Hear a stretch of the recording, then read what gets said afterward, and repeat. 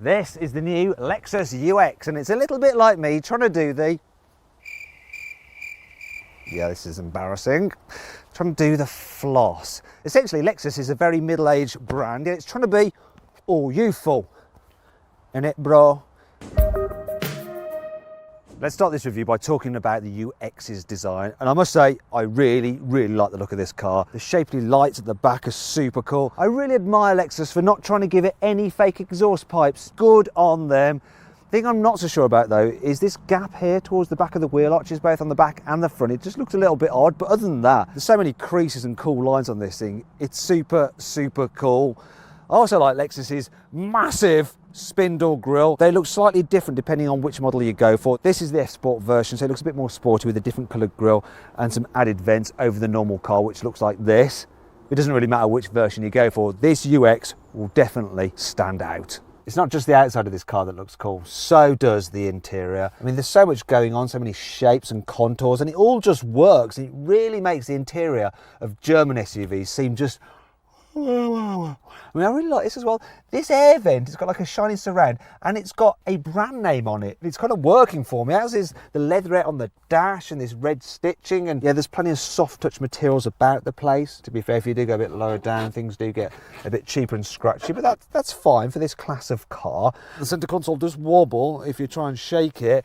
But I'm going to forgive Lexus because I know it won't actually break this car based on Lexus's reliability record, and generally most of the controls feel nice and expensive, and the steering wheel is lovely as well, though it's slightly different depending on which model you go for. And that brings me on to this car's equipment list. As standard, the UX comes with satellite navigation. You also have climate control and an all-singing, all-dancing cruise control system which can brake the car to keep you safe distance from the car in front and will automatically steer to keep you in lane, to take the strain out of long journeys. Upgrade to the F Sport model and you get 18 instead of 17-inch alloy wheels, electrically operated and heated front sport seats, and all-round parking sensors plus a reversing camera. If you specify the Takumi pack, you then get a 10-inch rather than the normal 7-inch screen, surround view cameras, and a Mark Levinson stereo, plus a leather interior. Okay, let's continue this review by assessing this car's infotainment system. So this is the upgraded wider screen version, and I want to choose my words very carefully how I describe it. This system is crap. Let me elaborate. Basically, how everything is laid out is fairly confusing. It's more like a puzzle than an infotainment system, and then the way you control it is with this touchpad, and it's overly sensitive, and the mouse just like jumps around all over the place, and it makes it really awkward and hard to use. It just does my head in. And then when you're trying to input a postcode, that takes absolutely ages, and the routing itself isn't all that good either. It's an absolute weak point for this car. I mean, they really need to get this sorted. In fact, I think the tech guys at Lexus should click on the pop-out banner up there or follow the link below the video to watch my in-depth video review of the Audi Q3 to learn how to do an infotainment system properly. And that brings me on to the digital driver's display. Yet again, it's not as detailed or as big as the digital one you get in the Audi Q3, but there is something I like about it, and it's the way when you press this button, the central counter moves across to the side to reveal various different menu functions. That is cool. So is the fact that when you change the driving modes, it looks slightly different. It's also good the way Lexus has the driving mode button up here, so you don't have to take your eyes off the road. Same too for the stability control. In fact, the layout of the buttons in here is generally quite good. So you've got all your stuff for your heated seats and your climate there. All the things for your cameras there. Your opening buttons for the fuel filler cap, the boot and the bonnet are there. You can control the stereo and stuff over this side on the steering wheel. Then there's all the things for your driving aids there. The only thing that's a bit odd is that the main stereo controls are here in this weird pod that's a bit awkward to use, and it's going to be strange if your passenger tries to operate it because they're going to start reaching across at you and you're going to be like, what the heck are you trying to do? All very odd.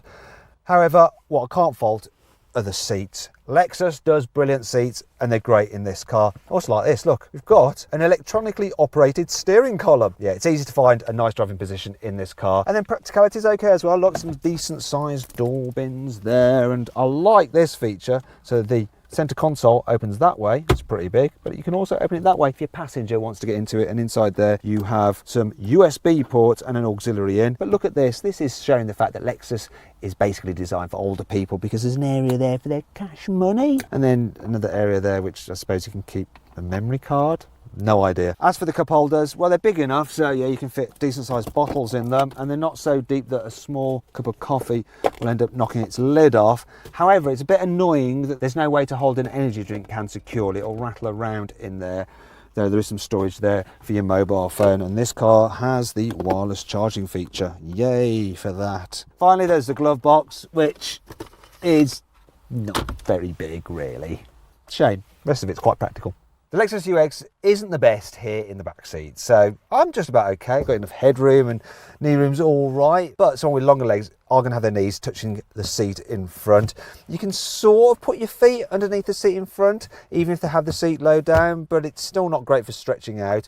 I do like the fact that the seat base is nice and deep though, so you have lots of under thigh support, and the seat back's comfy. Once again, here in the back, just like the front, Lexus does good seats. What it doesn't do at all in the back of this car, though, is door bins. Look, there's none at all. So if you want to carry bottles, you have to fold this down and then use that. That means you won't be able to give someone a lift in the middle seat though, but you won't want to anyway, because 3 in the back of this car is not great at all. It's quite a narrow cabin, so you all feel a bit squashed, but the worst thing is that those on the outer seats end up having their heads bashed up against the grab handles. Really not good at all. And that brings me on to how dark it feels in here. So the outside looks sporty, but the trade-off for that is that you've got small rear windows, which make it feel a little bit dungeon-like. At least the windows do go all the way down though. However, because the window ledge is quite high, smaller children won't be able to get a good view out. And by the way, Lexus, what's with scratchy plastic up here? Why can't we have soft touch door covers like in the front? It's making me feel like I'm in the cheap seats. Last thing to note is that you do have a couple of charging points for your mobile devices down here. And for some reason, Lexus gives you 1 seat back pocket, but not 2. Don't know why. The UX's worst feature is perhaps its boot, because it's actually smaller than a Volkswagen Golf. So, I mean, take a look at that. There ain't much room in there. Now, I do like the fact that there's no low lip to lift stuff over. The problem is that the boot is quite high, so you really do have to lift things quite a way up. So that's going to be really awkward as well if you've got an old dog that needs to jump into the back. Let me just move that out of the way. Now, you do have some more storage underneath there. However, if you have the 4-wheel drive version, it has an electric motor in the back, which kind of takes up all that space. Also, if you have a spare wheel, it takes up that space. There are a few other storage areas just in there for bits, and a weird shaped one in there for some more bits. You do have some hooks to hang stuff off, like your shopping, stop it rolling around when you're cornering. There's a 12-volt socket for maybe vacuum cleaner for hoovering out the boot, and some other like hooks and tethering points there. It's not ideal. It's quite easy to fold down the rear seats, and as you can see, look at this. When you do, they lie pretty much completely flat, which does make it easier once you lifted the things up again to slide stuff all the way to the front of the car. But how much stuff can you actually fit in this UX's boot? Well, in 2-seater mode like this, there's space for 2 large boxes, 6 small boxes and a soft bag. You'll also be able to fit a bike in with all its wheels attached, though you will have to angle the front wheel upwards to make sure it doesn't get caught by the boot lid. With the rear seats in place, there's space for 1 large suitcase, 1 small suitcase and a soft bag beneath the UX's load cover. However, you'll have to remove the low cover if you want to fit a baby buggy in there or a set of golf clubs, because you'll need to angle the bag upwards slightly. Anyway, on to 5 annoying things about this Lexus UX. Hey Lexus, the 1980s wants its sunroof back. I mean, look at it. It's like something off an ancient car. And for some reason, you have 1 button for opening the sunroof and another one to tilt it. It's like they couldn't work them in together like every other manufacturer.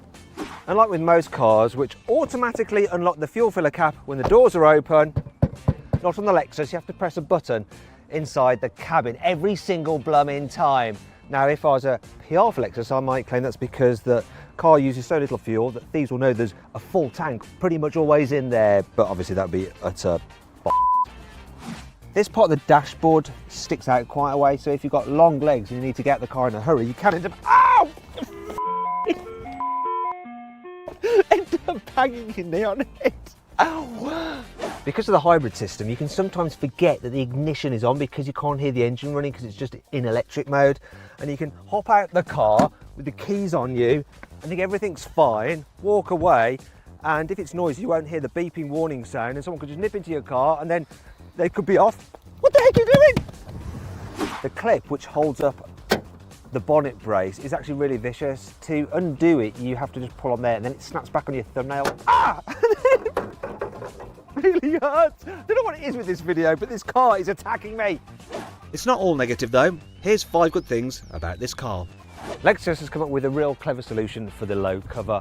So it may look flimsy, but that's for a reason, because if I undo it and remove it from these little clips here, then you just squidge it together and it folds up neatly like that. And then you simply put it in this handy little bag.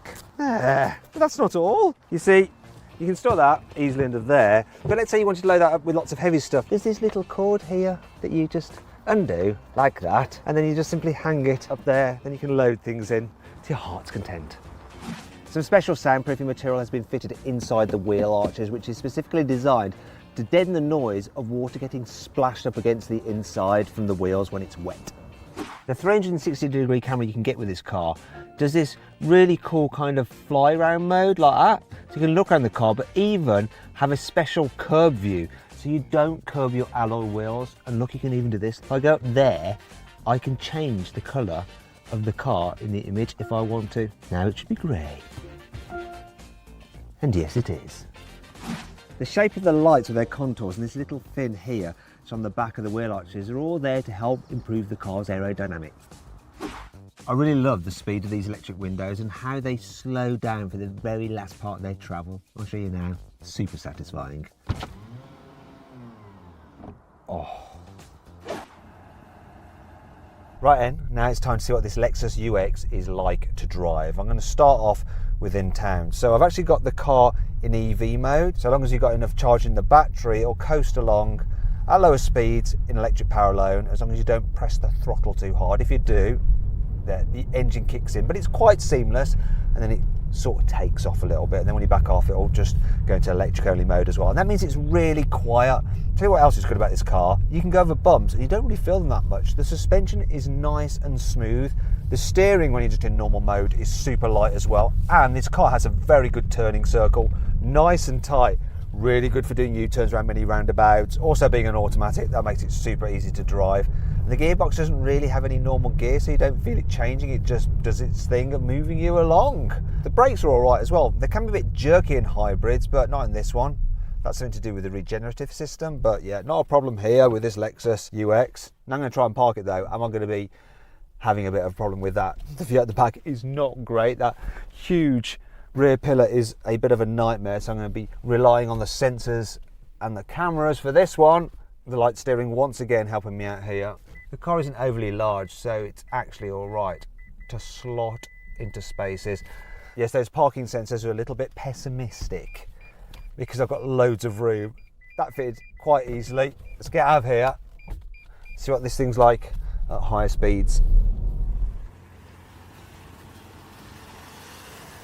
This UX is fairly decent on the motorway, so it feels planted at speed, which is good. Also, the seats are super comfy, which is great for long distance cruising. There's not much wind noise, but you do notice a bit of noise from the road, which can get on your nerves. What also gets on your nerves is when you come to overtake something. So I'm doing 50 miles an hour, I'm going to floor it. Yeah, the gearbox is picking up. Can you hear that noise?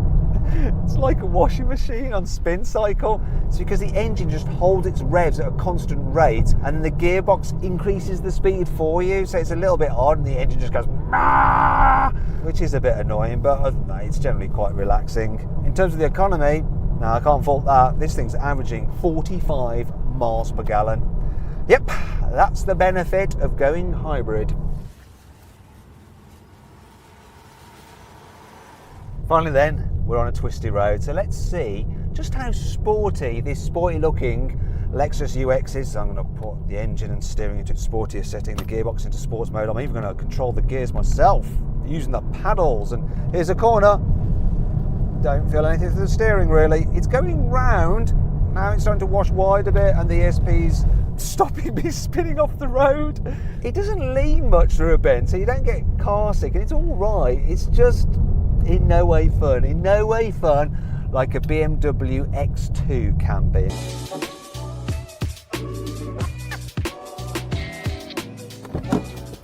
So then, what's my final verdict on the new Lexus UX? Should you avoid it? Should you consider it? Should you shortlist it? Or should you just go right ahead and buy it?